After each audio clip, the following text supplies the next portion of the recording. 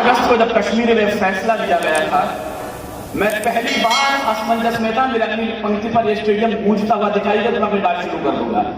5 अगस्त को जिस दिन फैसला कश्मीर में लिया गया था, मैं पहली बार असमंजस में था कि तिरंगा 5 अगस्त को ही फहरा दूं या 15 अगस्त का इंतजार करूं।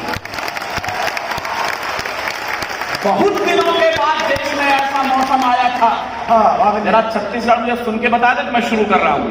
बहुत दिनों के बाद देश में ऐसा मौसम आया था, अमर तिरंगा कश्मीर में खुल करके लहराया था।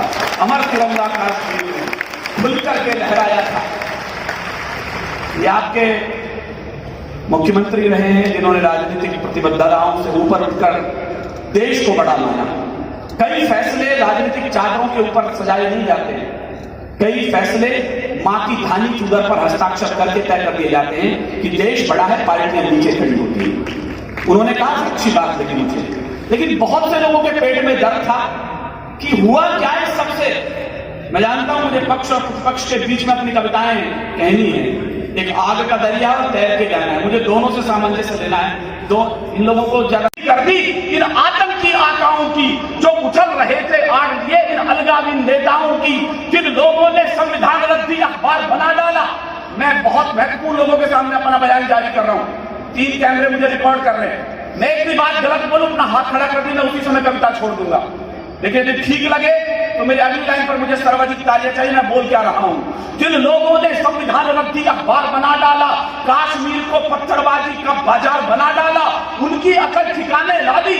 मैं नाम न लूं और समझ जाए तो मुझे अच्छा लगेगा। उनकी अकल ठिकाने ला दी, उनकी ही चतुराई ने सबकी ऐसी तैसी कर दी अपने मोटा भाई ने।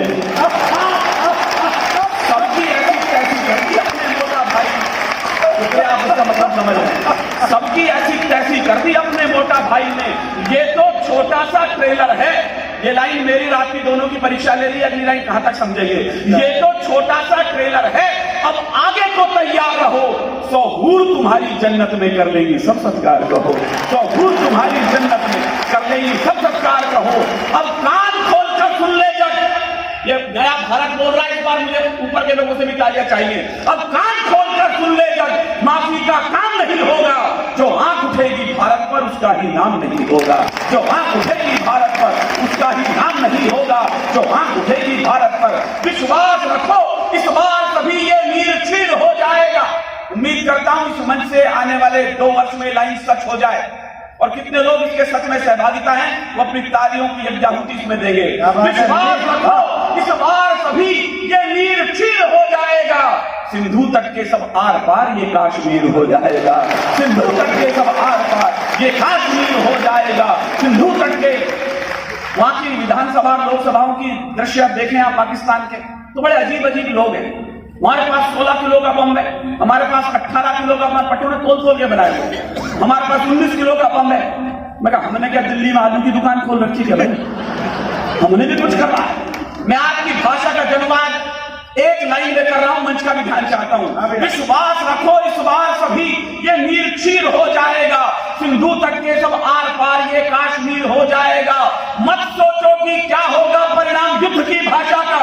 मेरी तालियां और मेरी आवाज दोनों दिल्ली पहुंचनी चाहिए इस बार। मत सोचो कि क्या होगा परिणाम युद्ध की भाषा का।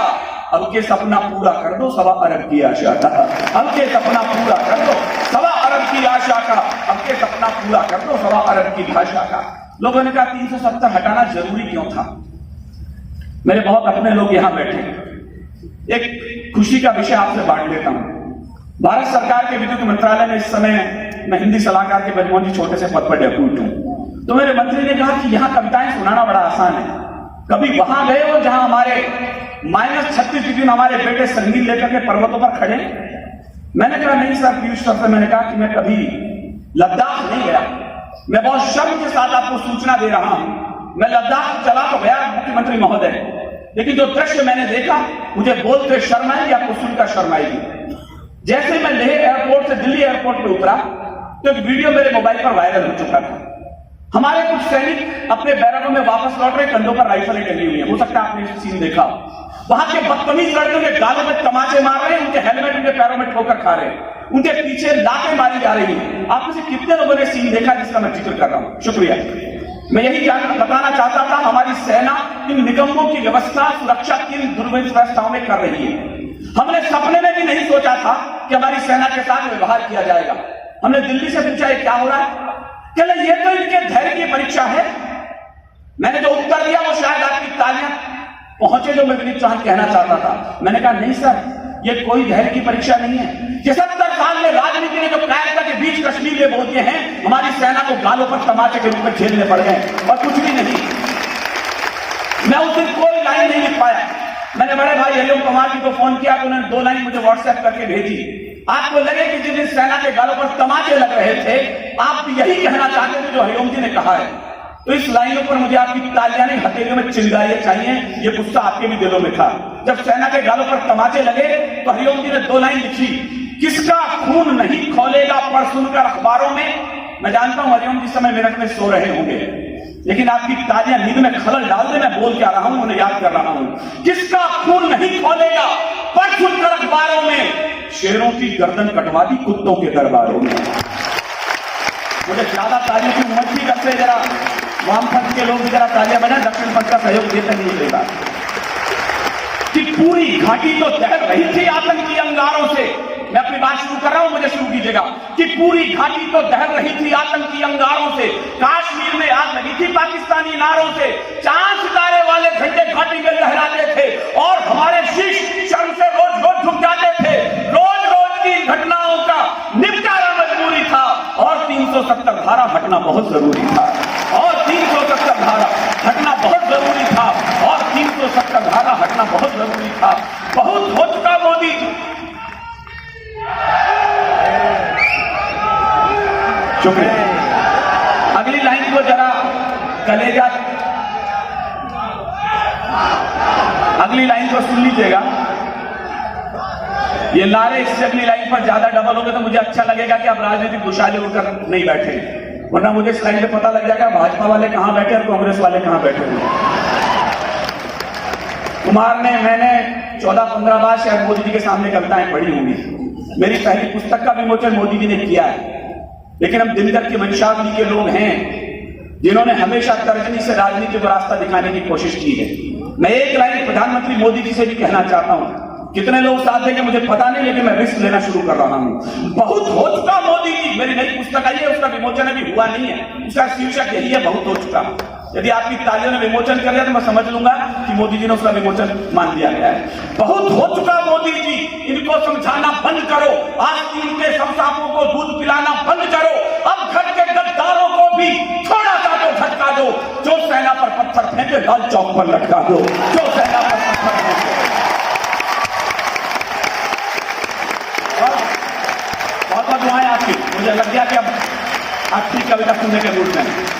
बहुत हो चुका मोदी जी, इनको समझाना बंद करो, आस्तीन के शमशानों को दूध पिलाना बंद करो। अब घर के गद्दारों को भी थोड़ा सा तो झटका दो। जो सेना पर पत्थर फेंके लाल चौक पर लटका दो। इतना खून नहीं छिड़को कि मौसम फागी हो जाए। मैं पहली स्पिन बॉलिंग कर रहा हूं, लग गई तो गुल्लियां उड़ेंगे, नहीं तो मेरी उड़ जाएगी। इतना खून नहीं छिड़को कि मौसम फागी हो जाए, और सेना को इतना मत रोको सैनिक बागी हो जाए। सेना को इतना मत रोको सैनिक बागी हो जाए। सेना को इतना मत रोको सैनिक बागी हो जाए।